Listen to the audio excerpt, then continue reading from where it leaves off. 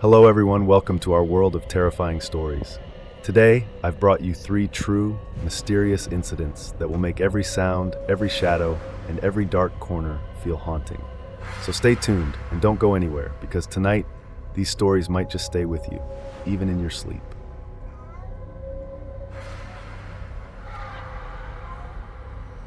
Jessica moved into her apartment in the heart of the city, excited to have her own place after years of sharing cramped dorm rooms. The building was older, with creaky floorboards and vintage fixtures, but it was cozy and fit her budget perfectly. She felt at home almost immediately, quickly settling into her new routine. But not long after moving in, Jessica began to notice strange things. It started with subtle sounds, faint footsteps, the creak of wood, and the occasional clink of what sounded like glass. She brushed it off, assuming it was just her upstairs neighbor or the typical noises of an old building. But as the days went on, the sounds became more distinct and more unsettling. One evening, as Jessica lay in bed reading, she heard the unmistakable sound of footsteps. They were slow, deliberate, as if someone was trying not to be heard. She held her breath, straining her ears, and tried to rationalize what she was hearing. It must be her neighbor's creaky floors, she thought, or maybe a mouse scurrying around in the walls. Yet, every night, the sounds grew louder and more persistent. Some nights, they were faint, like distant murmurs. Other nights, she could almost feel the vibrations of someone moving above her ceiling. It was unnerving, but she didn't want to jump to conclusions. After all, she'd never lived alone before. Maybe her mind was just playing tricks on her. One night, she came home late from work, exhausted and ready to collapse into bed. She walked into her kitchen and noticed something odd. Her refrigerator door was slightly ajar. She distinctly remembered shutting it before leaving that morning. She checked the contents and found that some of her food was missing. A few pieces of bread, half a carton of milk. It was strange, but she told herself she was probably just imagining things or had forgotten to close it properly. But over the next few days, Jessica continued to notice small items out of place. A misplaced fork, a door left ajar, a light she swore she hadn't turned on. A creeping unease started to settle over her, and she began to suspect that someone might be sneaking into her apartment. But how? She always locked her door, and there was no sign of a break-in. After a particularly loud night of footsteps, Jessica decided to talk to her landlord. She explained the strange noises and the odd occurrences in her apartment. The landlord listened patiently, nodding thoughtfully. He mentioned that the building was old and had its quirks, but agreed to have a look. The landlord arrived the next morning carrying a flashlight. Together they climbed up to the small attic entrance above Jessica's closet. Jessica had never paid much attention to it. It was a tiny crawl space that she assumed was only accessible for storage or maintenance. But as the landlord unlocked the access door and swung it open, a stale, musty smell filled the air. He shined his flashlight inside and they were both taken aback. The space, though cramped, had signs of recent use. An old, worn-out blanket was laid out on the floor and there were empty wrappers scattered around. A few cans of food sat in a corner alongside a half-full water bottle. Jessica's heart raced as the realization dawned on her. Someone had been living in her attic. The landlord was equally horrified. He called the police immediately, who arrived and began their investigation. The officers searched the entire attic space, checking for any signs of forced entry. After several hours, they came to the conclusion that someone had indeed been sneaking into Jessica's apartment, likely through a small opening in the attic that connected to another part of the building. One of the officers pulled Jessica aside to explain their theory. They believed that the intruder had been accessing her attic from an abandoned section of the building next door. He had been slipping down through her closet's access hatch while she was asleep, helping himself to her food, and then retreating back into the attic. Jessica felt a mix of horror and relief. The thought of a stranger wandering her apartment at night, mere feet from where she slept, was horrifying. She couldn't shake the mental image of him creeping down in the dark, touching her belongings, and lurking just out of sight. The police were unable to catch the intruder, but the landlord sealed off the attic entry and installed new locks. Jessica stayed in the apartment, but her peace of mind was shattered. Even though the access point was secured, she found herself lying awake at night, straining to hear any sound, any hint that someone might still be up there, lurking in the shadows above. In the end, Jessica moved out a few months later, unable to shake the feeling of being watched. The experience haunted her, a constant reminder of how vulnerable she had been, alone in her cozy apartment, never suspecting the presence of the man in the attic.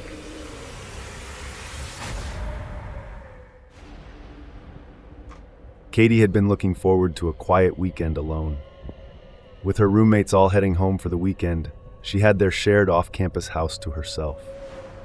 As a college junior with a full class load, a weekend alone meant she could finally catch up on studying, enjoy some peace, and binge-watch her favorite shows without interruption. The house, an old Victorian-style rental near campus, had its fair share of creaks and drafts, but Katie had grown used to its quirks and wasn't easily spooked. She felt safe there, until that night. It was Friday evening, and after a long day of classes, Katie settled on the couch with a bowl of popcorn, prepared to dive into a movie marathon. The streets outside were quiet, and the faint hum of traffic from the distant highway was the only sound. As she became engrossed in her movie, she barely noticed when her phone buzzed with an incoming call. Without checking the caller ID, she answered, expecting a friend or maybe one of her roommates. But there was silence on the other end, followed by what sounded like faint breathing. "Hello?" she asked, frowning. A moment of silence passed before a low, raspy voice replied, "I like your striped pajamas." Katie froze. She looked down at her clothes. Sure enough, she was wearing a set of pajamas with thin blue and white stripes. She laughed it off, assuming it was a prank. "Very funny, guys," she said, assuming one of her friends was pulling a joke. She hung up, dismissing it as harmless fun. Not long after, her phone buzzed again. This time, she ignored it, letting it go to voicemail. But it rang again. Annoyed, Katie picked up, ready to tell her friend to knock it off, but the same voice came through, low and mocking. "Did you really think ignoring me would make me go away?" Katie's heart began to pound. "Who is this?" she demanded, feeling a flicker of fear in her chest. "I'm closer than you think," the voice said softly. Then, in a tone that sent chills down her spine, he whispered, "I'm watching you, Katie." She hung up immediately, her hands trembling as she tried to steady her breathing. She glanced around the room, scanning the windows, trying to convince herself that it was a joke. Maybe her roommates had told one of their friends to prank her, she reasoned. It had to be a coincidence. But as the evening went on, the phone calls continued. Each time, the man on the other end described something more specific about her surroundings. The throw blanket draped over her couch, the half-eaten bowl of popcorn on her coffee table, the way she was curled up on the couch with her feet tucked under her. Katie tried blocking the number, but each time, the calls would come from a new unlisted number. With each call, her fear grew, and she began to feel as if invisible eyes were watching her every move. She double-checked all the windows and doors, making sure everything was locked, and then she called the police. The dispatcher told her to stay on the line, assuring her that officers were on their way. But as she waited, the phone rang again. This time, her blood ran cold at the sound of the caller's words. "Why did you call the police, Katie? They can't help you. I'm closer than they'll ever be." Katie felt a chill run down her spine as the voice spoke with calm confidence, as if he knew exactly what she was doing. "What do you want?" she whispered, her voice barely above a breath. There was a pause, followed by a laugh. "I just wanted to let you know, you're not alone in that house." A wave of panic crashed over her. Was he inside? The dispatcher, still on the other line, asked if she was all right, urging her to stay calm until the officers arrived. Katie felt paralyzed with fear, unable to think clearly. She glanced around, every creak and shadow now sinister. She could feel her pulse pounding in her temples as she tried to listen for any sounds, any clue that might confirm her nightmare. Just then, a sound echoed from the basement, a slow, deliberate creak, like the sound of footsteps on the wooden stairs. Katie's heart skipped a beat as she realized the noise was coming from inside the house. "Katie?" The dispatcher's voice called from the phone, breaking her out of her frozen state. "There's someone in the house," she whispered, fighting back tears. "He's in the basement." "Stay calm," the dispatcher replied. "The officers are almost there. Lock yourself in a room if you can and stay on the line."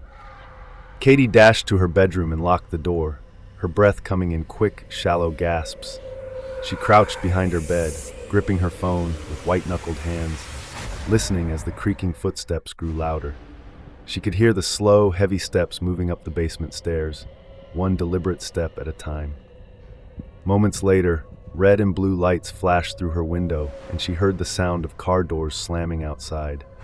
There was a knock at the door, and she heard a voice call out, "Police! Are you in there?" Summoning every bit of strength, Katie rushed to the door and unlocked it, running outside to meet the officers. She explained everything, the strange calls, the descriptions, the sounds from the basement.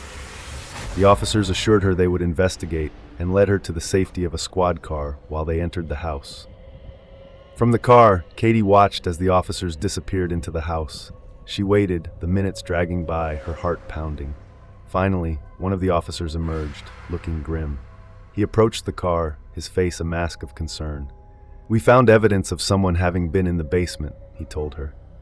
"It looks like he had been staying down there for a while. We found a makeshift bed, food wrappers, and a phone with your number saved in it." Katie's stomach turned as the officer continued. "It appears he had been sneaking into the basement through an old cold chute that hadn't been properly sealed. He could access it from outside the house without ever using the front door." The officer assured her that they would do a full sweep of the area to try to find the intruder. But for now, Katie knew she could never return to that house. She spent the rest of the night at a friend's place, her mind reeling with fear and disbelief. In the days that followed, Katie moved out of the house, finding somewhere new and safer to live. But she never quite shook the feeling of being watched. Every time her phone rang, she felt a shiver of fear, and every creak of a floorboard filled her with dread. The experience stayed with her, a constant reminder of how vulnerable she had been. The man who had called her, who had watched her and known every move she made, was never found.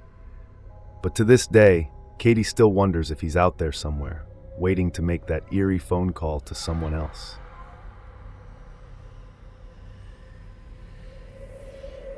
Sam was used to his quiet, solitary life. Living alone in his modest house at the end of a peaceful cul-de-sac, he liked the privacy that came with it. He had neighbors on either side, but the tall fences and thick hedges around his property made it feel almost isolated. His days were spent working from home, and his evenings were filled with reading, watching TV, and the occasional dinner out with friends. Life was predictable, and Sam liked it that way. One morning, as he went out to get his newspaper, he noticed a piece of paper tucked under his doormat. He picked it up, frowning as he unfolded it to read. "Be careful, strangers are closer than you think." He chuckled, assuming it was some kind of prank. Maybe one of the neighborhood kids playing a joke, or even a flyer from a local neighborhood watch group. He crumpled it up and tossed it in the trash, giving it no further thought.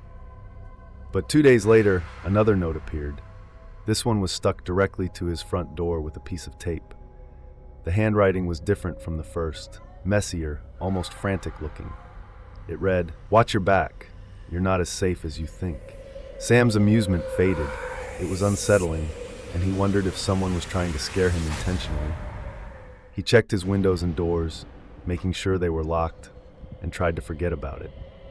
Over the next week, the notes kept coming, each one more disturbing than the last. One said, "You're being watched even now." Another, left on his back door, read, "Who's that you keep hearing outside?" Sam tried to brush it off, but the messages were beginning to get under his skin. He started to feel paranoid, peering out his windows at every little noise, double-checking that he'd locked his doors before going to bed. Every creak of his old house made his heart race. One night, he came home after dinner with a friend to find his front door slightly ajar. His stomach sank.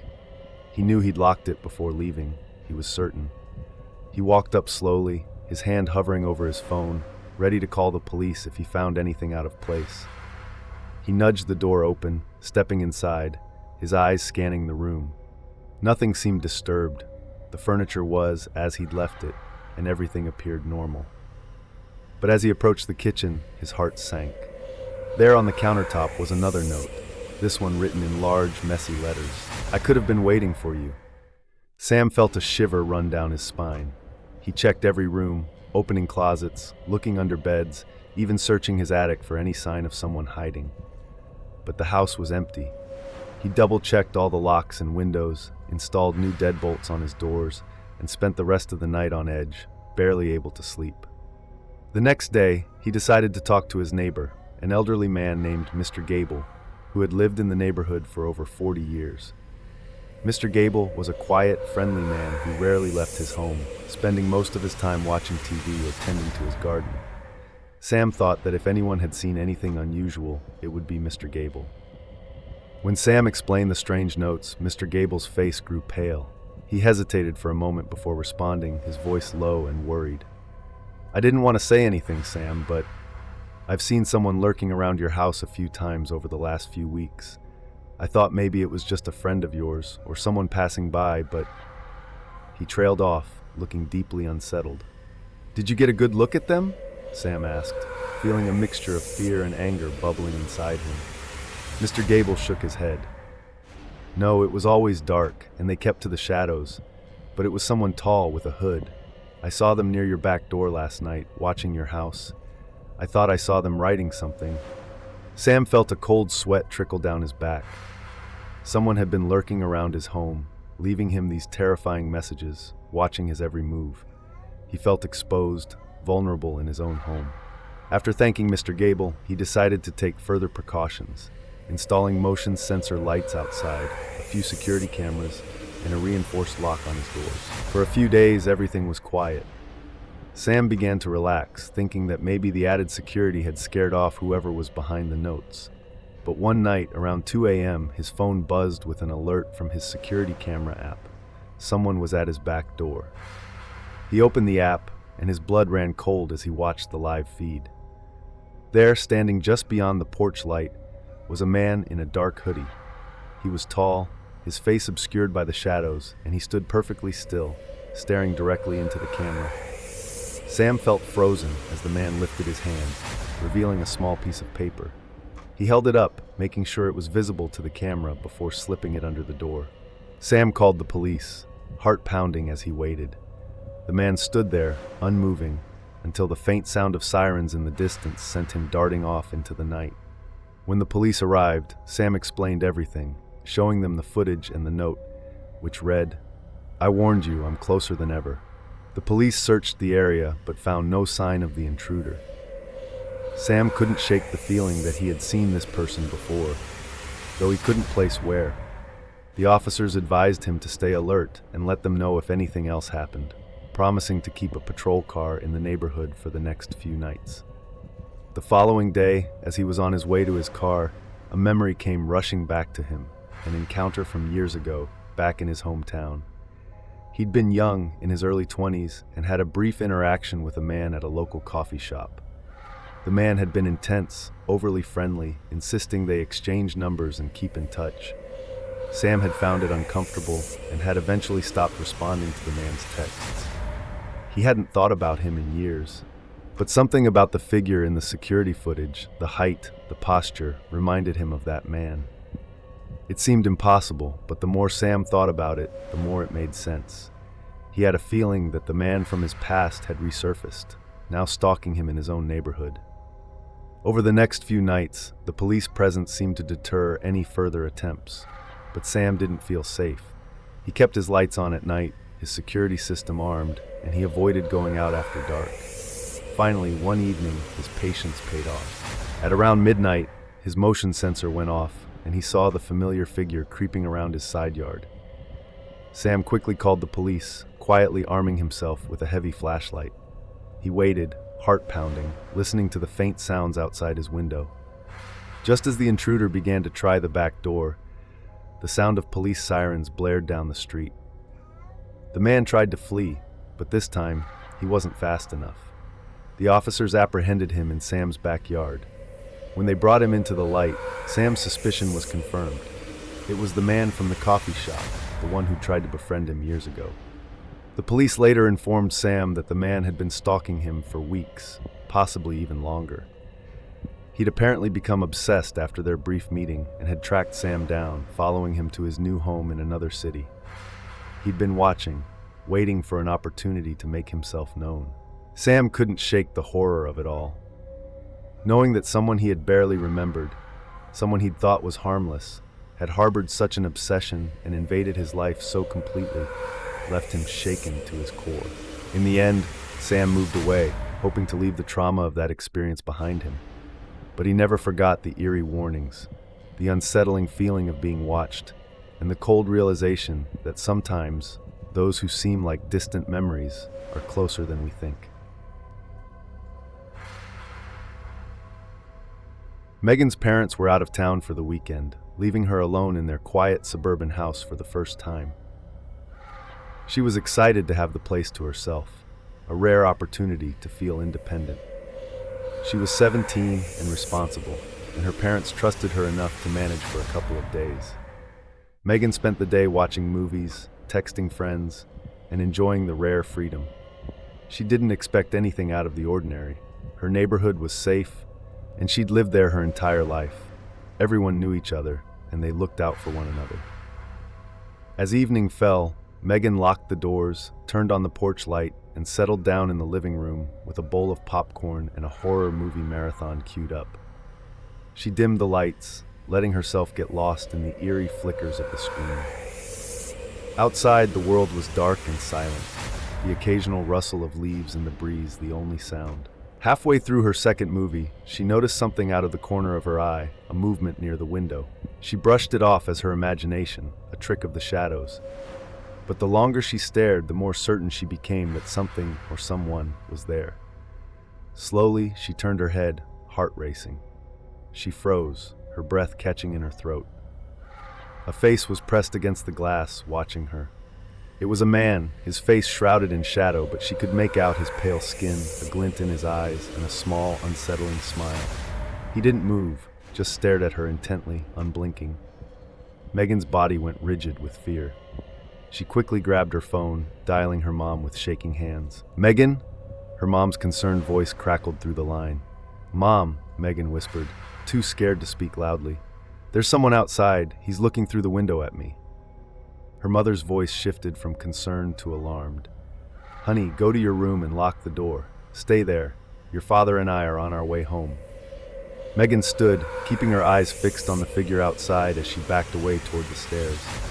The man didn't follow her movement. He simply watched, his gaze unnervingly fixed on her. As she reached the staircase, he tilted his head slightly, the small, almost mocking smile never fading. She ran upstairs, her heart pounding, and locked herself in her room. Trying to steady her breathing, she listened intently for any sounds from outside or downstairs. But the house was silent.